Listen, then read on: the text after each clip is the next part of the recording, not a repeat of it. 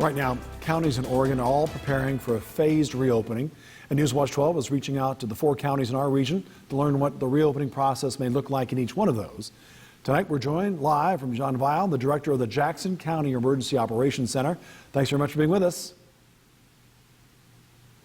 So tell us a little about where Jackson County is in the process of sending that letter up to the governor and what goes from there.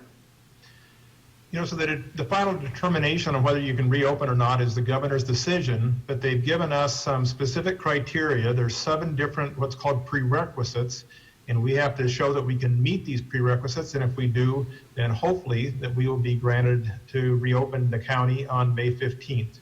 Right now, we're feeling good that we can meet those 7 prerequisites. When you say reopen the county, what specifically does that mean? What businesses are or are not affected? Do you know yet?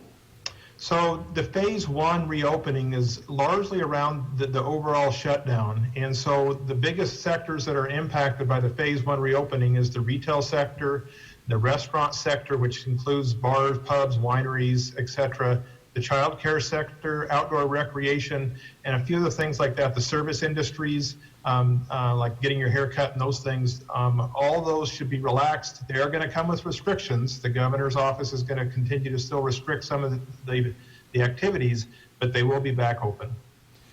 You mentioned there were 7 criteria. I'm sure one of those have to do with our medic facilities, their access to PPE and that sort of thing. Where do we stand in terms of our local hospitals having access to the equipment they need? So the PPE requirements on for the prerequisite, there's 2 phases to it. One is the hospitals, the other is the first responders. So we had to reach out to the hospitals and get a note from them, or an email from them, letter from them, some sort of correspondence that noted that they have a 14-day or a 30-day supply of PPE that could also handle a surge. And then we also have to get certification from the first responders. And right now we're hearing positive comments from both that they're going to be able to demonstrate that they have adequate supplies today and for a surge as well. Is the county required to have any set up for testing and therefore contact tracing after the testing in this part of the reopening phases? That's a major part of this whole plan. Actually, criteria number 2 or prerequisite number 2 is the county has to demonstrate that they have the ability to test 30 people per 10,000 population per week.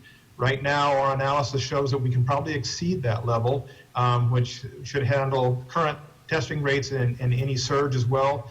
We also have to demonstrate that we can have 15 contact tracers per 100,000 population, and right now we are meeting that with the help of Asante, and so we are meeting those criteria and feel good about where we stand with those items.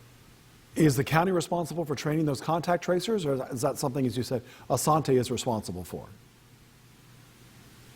We are asking Asante for some assistance with that, and we are, the county public health is the lead on that.